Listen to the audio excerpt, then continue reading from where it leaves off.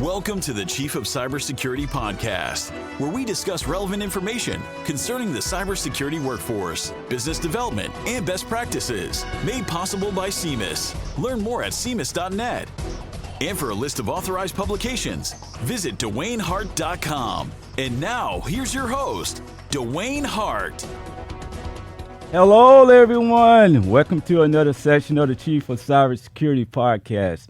You know, about 2 weeks ago, I was asked by a friend about trying to protect herself in this world of cybersecurity. And after the conversation, I said to myself, you know what, I should have a podcast session on this because this is very, very important. Because user security or user-based security, individual responsibility is very important. If you think about the time that you bought a laptop and you took it home and you tried to get on Wi-Fi, and also too, you have to set up your social media account, and also too, you have to hide your laptop. There was some serious cybersecurity practices that had to get done. So today's podcast session is dedicated to you, that person that went out and bought that brand new computer.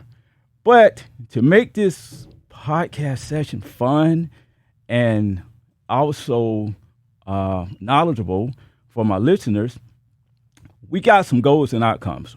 One is we need to describe why is protection required. That is straightforward.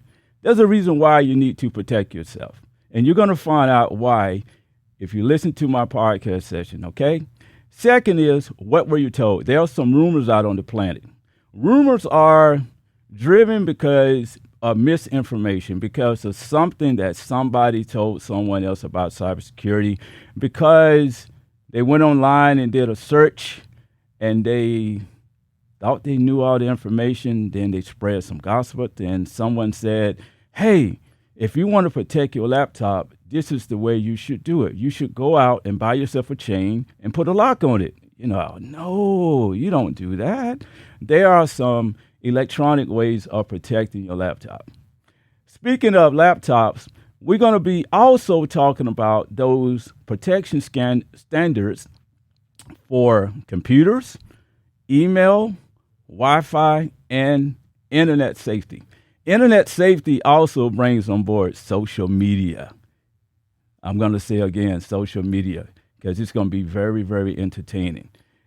One of the things I always like to give advice on is that you're responsible for your own safety. And I make that statement because nobody owns your computer. Nobody has access to your email. Nobody has access to your Wi-Fi. And you have your own social media account. The last piece is that we're going to talk about in state of responsibility. Who is actually responsible for cybersecurity? It goes beyond the corporation. It goes beyond the user. Because protection is very important and protection is required. So let's just dive into why is protection important. One, cybersecurity is active. Cybersecurity is around us. Cybersecurity is not going anywhere. It's alive. It's thriving. Financial safety. You have money in the bank. I know you don't want no one to gain access to your bank account. So financial safety is very important. Think about your credit cards. Think about your online bank account. Have you ever shared your online bank account before? Some of you all probably have, because you may have friends that you thought that were very friendly and you had trust. A third point here is that cyber criminals are becoming more sophisticated. Cyber criminals are getting sophisticated because in today's technology, it seems like it's fun to cause havoc. So this is why you need to protect yourself. Look at the cost that comes along with a cybersecurity incident. Okay, that could be a loss of money. That could be a loss of your reputation. Something else to think about is that during the COVID-19 era, there were remote workers that were targeted. hackers were targeting them the most because some of those remote workers were not used to working remotely. Corporations was not used to having a remote workforce. It was new. It caught the country in an emergency mode. And when you get in the emergency mode, sometimes you don't have time to think about the cybersecurity mindset. So COVID-19 caused a lot of shifts and changes on the way we approach cybersecurity because the workforce was working from home. And then there came some facts that was presented last year, which was in 2020. 68% of business leaders feel that cybersecurity risks were increasing. Yeah, you had all these remote workers at home. I'm pretty sure it would happen.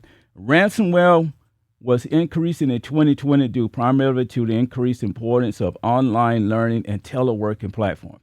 That's straightforward. Most people that got the call from their boss and said that you need to go home and work because of COVID-19. They were not used to working from home. Online learning changed a lot because colleges closed and users were working at home and they became vulnerable. Here's another important fact. Since 2016, a total of 172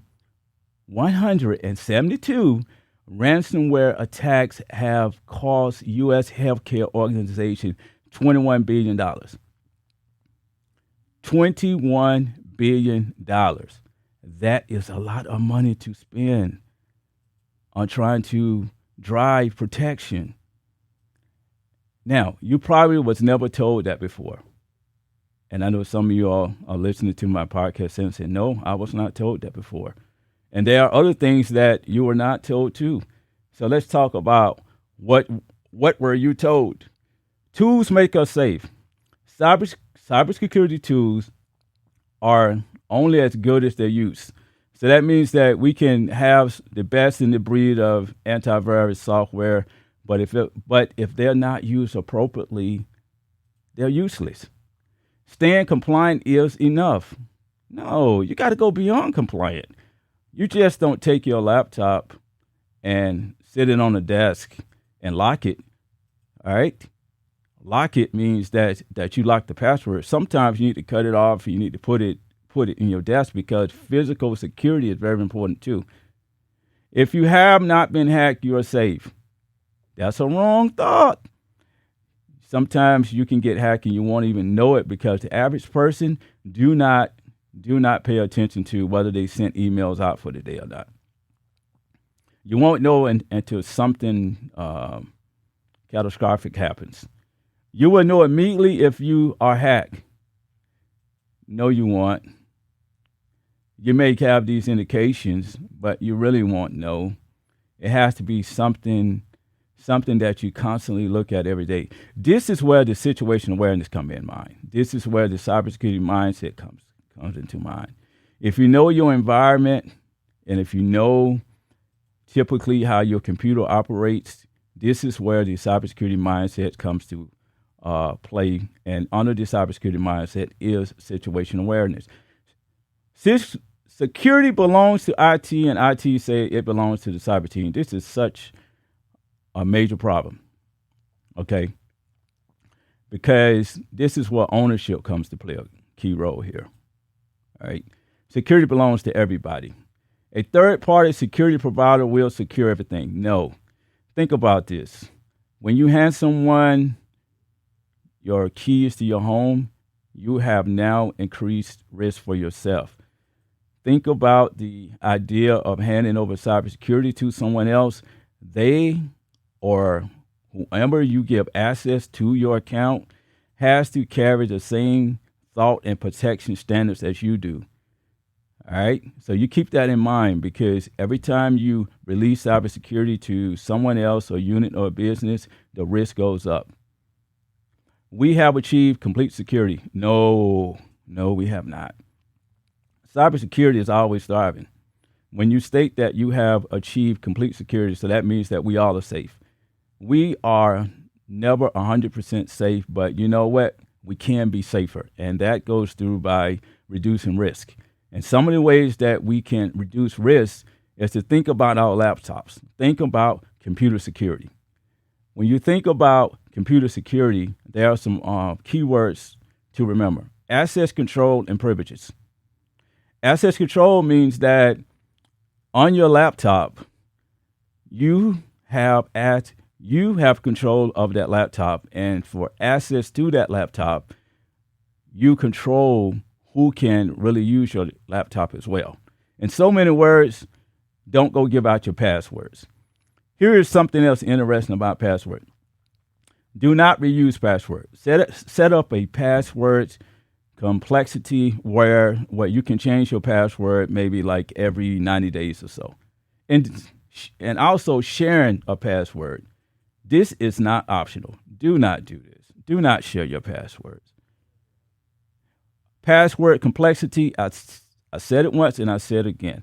Make sure you choose some strong passwords. You can go to Google, type in password complexity, and you can find out how to create different characters, how to use numbers, how to create phrases for your passwords.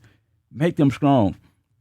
Data protection and destruction. When you download information and you save it to your laptop or your smartphone, keep privacy in mind because your information is being saved. I'm pretty sure that somebody has some information that's saved on their laptop that don't belong to them. Maybe their friend came over and used their laptop and did a download. Well, now you have your friend's data. And the next question goes, who actually owns the data? The owner of the computer owns the data. If you think about a corporation and you work for a major corporation, if you download information on their network, that corporation owns that data.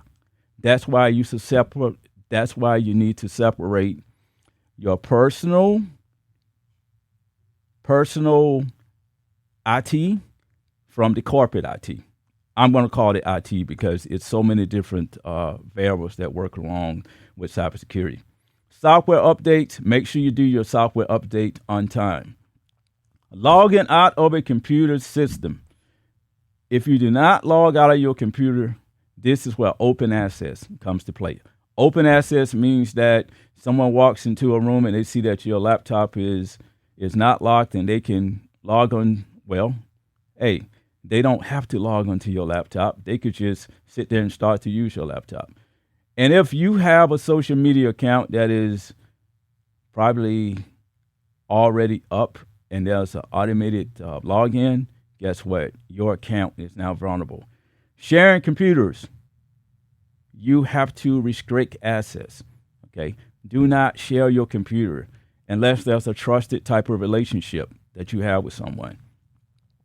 Part of some of the other things that could happen is that if someone gets your laptop and there's open access, they can gain access to your email. So with email, what we have is encryption. Make sure that you encrypt email. Sensitive transmission of data, okay?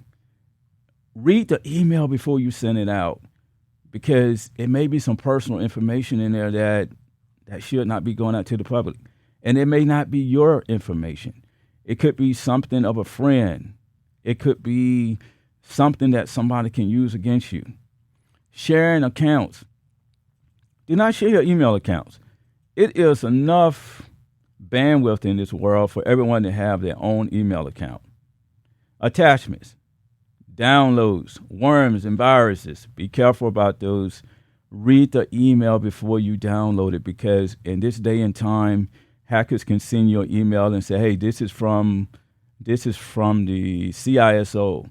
It is from the vice president. And if you think you should open it up because you think it's a pay raise, because they may have that in there and say, hey, you have been awarded a pay raise, and you open it up, but you don't read the email. How could I say? Sender, yes. So you don't look at the sender, and you just open up the email, and there's an attachment, which is probably going to cause harm to the enterprise. Software updates. Do them on a regular basis of your laptops. All right. I always like to state that regular updates have to be done. all right, because they protect emails as well. There's some other things that actually can come out of email with phishing, which means that you've been tricked for information, and this is part of social engineering, because with phishing, someone would send you an email and try to gather information such as, hey, there's a meeting that happens down the hall, or pretty much you need to come to the bank and check out your account. But, before you do that, we need to get your banking account number. Farming, this is something that's going to redirect you to a bogus website. Spamming is an unsolicited email. Advertising is what it does, and it crowds your inbox. Smartphones are just like laptop computers.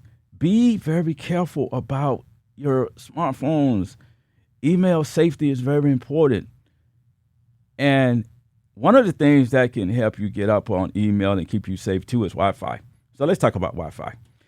Everyone has probably used somebody else's Wi-Fi before. Picture this: when you first move into your apartment complex and you're waiting on the cable company to come by and to do an install, and it may take a week, and you need to use Wi-Fi. So you got a friendly neighbor over there that states, hey, here's my SSID and password, and you input that into your laptop and you are up on Wi-Fi, but you don't know that your neighbor can sniff traffic. So if you go to your banking account, your neighbor can sniff that traffic and see what your username and password is for your banking account. Think about when you're out at Starbucks and using those Wi-Fi, because they are not secure, because they're open. If you hear anything or like any words in cybersecurity that actually talks about open, it's not safe. Open access, open Wi-Fi, those are not safe points. Something else to also remember is that the SSID, which is a service set identifier, it is defaulted when you first set up your Wi-Fi. You need to change the name, because if you don't, you're going to cause risks to happen. Change the default name, okay? Make sure you do that. And also, too, you can actually set up a VPN, which is a virtual private network. The key word here is private network. It's your network. It will decrease your chances of being hacked. It will decrease the risk state. It will also protect your information so that no one else can see what you're browsing. Make your wireless network password unique and strong. I am not going to go over that 20,000 times. Make sure your wireless network password unique and strong. Something else here, make sure that you have a good firewall. When you can put all of these practices into place, what's going to happen next is that you're going to be able to browse the internet safely. And if you can browse the internet safely, see, that means that social media accounts that you have are good to go. So let's talk about internet safety and social media. What do we know? Scammers use the internet to steal your personal information or to trick you into sending them money. All right? Even the most smartest person in the world has probably got caught up in this situation before, because they had that happy feeling, about that $20 million in a bank, and someone else needs to use your bank account so they can transfer the money over because the other bank is about ready to close. I'm pretty sure someone has gotten those emails before. Apply the same mindset whenever you're online. There is no separation between using a laptop, email safety, Wi-Fi, than when you're online. You always have to think safety. You always have to think protection. Okay? Being pressured. If you feel you're being pressured online to give information out, then it's not safe. Do not do that. Social media, all right? Here goes some interesting information about social media. You have to configure your accounts for privacy. Facebook, LinkedIn, Twitter, Instagram all have privacy standards set up. All right. Make sure that you configure your accounts. make sure that you pay very close attention to the way you share information on these social media accounts. Because I've seen some social media posts where people will have a picture of their car tag, where they're standing behind their brand new car, right? You know, that sounds pretty, but your car tag is being displayed. Social engineering attacks can happen where people can use your car tag to figure out who you are, where you live, and where you're from. Think about the trips that you take down to somewhere like Miami and you want to show pictures of you and your friends on the beach. As soon as you get there, you start to take pictures. But no, don't do that. You wait until you get back home to show your pictures, because now what you have done is you told everyone in the world where you are located. All right. Something else that you want to do too is that you want to check web addresses and make sure they're legit. Some of the ways to do is to look for HTTPS, which is a secure connection. You want to update your browser. And for data collection, you want to opt out. Those are some of the things that users should do on their end to make sure that they protect themselves. And I'm going to state this, is that everyone is trying to protect themselves. Are you doing the same? Because that's the title of this podcast. And you think about that. You know, normally it's not good to follow the trends of others and to walk in their footsteps. But in this case, it's great, because if everyone else is trying to protect themselves, you should be doing the same. And speaking of internet safety and social media, it's just straightforward. Be careful about sharing information on social media. Even if it's something personal that you have with someone and you two are not getting along with each other, don't go on social media and post information, because if this goes into the courtroom, it could serve as legal evidence. All right. It serves as legal evidence. So just be very careful, especially if you're involved in a court case and you need to vent a little bit. Don't go to social media and do that, because you cannot speak on ongoing cases. You should not do that. All right, so when something happens on social media, who is to blame? I state something happens because it's something that has to do with an individual. All right, who is to blame? Well, let's just talk about the boundaries of responsibility, and then we'll have some answers. First, corporations have a level of responsibility, and that means that they have to protect their corporate network. And if you're a user and if you use their network, then you fall under that domain. And if you take your laptop and you take it to your company's office, and if you gain access to the internet by using your personal laptop, that's kind of a violation. So you really don't want to do that, okay? Because that corporation is only responsible for their own infrastructure devices. Technology is here to serve us well, and there is a sense of responsibility as well with technology. But you just keep in mind that you are responsible outside of technology as well. And this is where individual responsibility comes in. It cannot be transferred. It is a point of blame. Now, parents, there is something called online safety, which is a responsibility you have, because there is something that was created, which is a law called COPPA. It's called the Children's Online Privacy Protection Act, which became a U.S. federal law on October 21st, 1988. COPPA details what a website operator must include in a privacy policy, when and how to seek verbal consent from a parent or guardian, and what responsibilities an operator has to protect children's privacy and safety online. So that's straightforward. Parents, our youth have access to social media now. Online safety is very important. When you buy that tablet and you give it to your 6 or 7-year-olds, you need to do a little bit of checking every once in a while to see what they are reading, to see what they are searching on.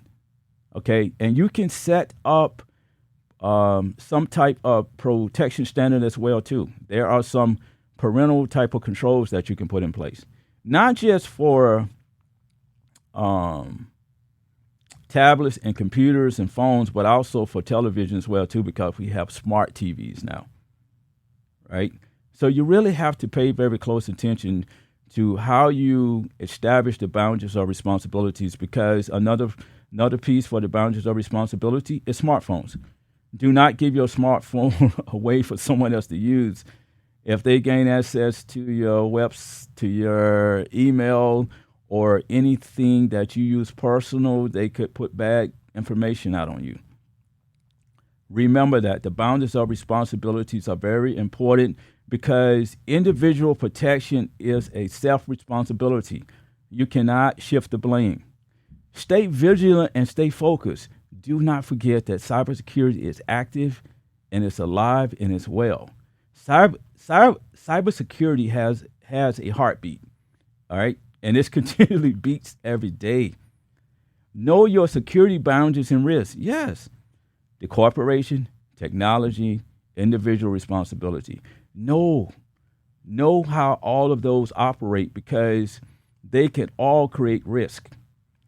All right. And speaking of risk, in this IT world, when we have risk, there's another piece that is labeled as compliance, right? And compliance and risk are two strong initiatives that operate cybersecurity. So, in episode 5, we're going to be talking about compliance versus risk management. Why do they fail? I will see you in episode 5. You've been listening to the Chief of Cybersecurity podcast, where you have gained relevant knowledge to enhance your cybersecurity mindset. Be sure to visit DewayneHart.com to learn more about authored publications, show notes, and discover more information concerning cybersecurity.